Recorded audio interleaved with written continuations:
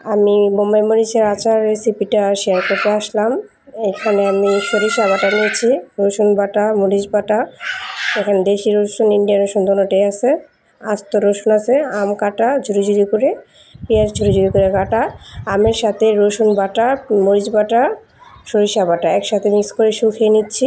বেশিক্ষণ শুকানো যাবে না। সকাল 8টায় দিয়েছি, সকাল 12টা বাজে নিয়ে এসে পড়ছি ছাদ থেকে। শুকানোর পর এগুলো ধীরে ধীরে আস্তে আস্তে একটা উপকরণ দিয়ে ভেজে নেব। তো এখন তেল ঢেলে দেবো। এখানে তেল দেওয়ার পর 2টা শুকনো মরিচ দেব, আর আস্ত যে রসুনগুলো আছে ওই রসুনগুলো একে একে দেব। এটা তেল একসাথে সব পুরোটা দেবো না, তেল একটু অল্প অল্প করে দেব।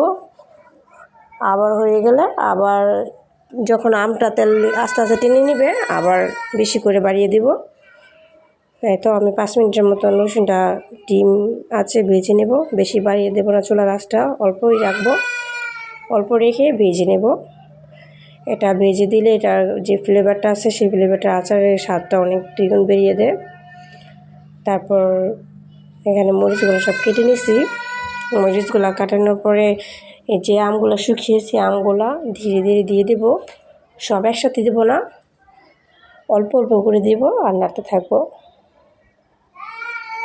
এই তো দিচ্ছি। এই যে দেখছেন আমার আমটা কিন্তু একেবারে শুকায়নি, আমটা কিছুটা ভিজা ভিজা আছে, মানে পানিও নেই শুকায়ও নেই, মিডিয়ামভাবে হলে তাহলে আচারের যে ফাইনাল লুকটা বা স্বাদ দুটোই ভালো হয়।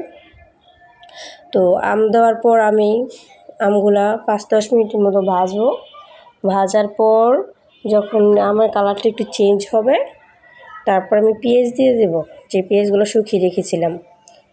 এই তো পেঁয়াজগুলো দিয়ে দেবো। আমটা একটু অনেকটাই হয়ে গেছে, এখন পেঁয়াজটা দেব। পেঁয়াজটা দেওয়ার পর আবার কতক্ষণ নাড়াচাড়া দিয়ে ভেজে নেব। ভেজে নেওয়ার পর তারপর বোম্বাই মরিচ দেব। বোম্বাই মরিচটা সবার শেষে দেব। পেঁয়াজটা যখন আবার একটু আমের মতন হয়ে আসবে, লাল লাল হয়ে আসবে, কালারটা চেঞ্জ হবে, সাদা সাদা পেঁয়াজটা যখন লাল হয়ে যাবে আমের সাথে মিশে যাবে, এই যে মিশে গেছে, এখন আমি বোম্বাই মরিচগুলো দিয়ে দেব। বোম্বাই মরিচগুলা আবার আমের মতন পেঁয়াজের মতো যখন সফট হয়ে যাবে, মিশে যাবে, তখন আবার এটা হয়ে যাবে। হওয়ার আগে আমি 5 ফোড়ন দেব।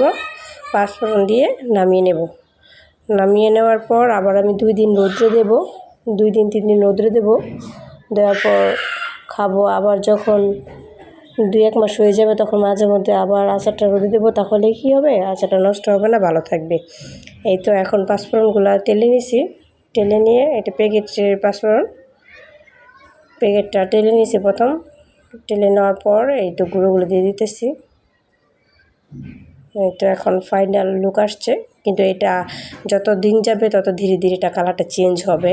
এখন যেমনটা দেখা যাচ্ছে তেলে থাকতে থাকতে তেলটা যখন ভিজিয়ে রাখবো আচারটা তখন আরও সুন্দর দেখা যাবে। Bye bye.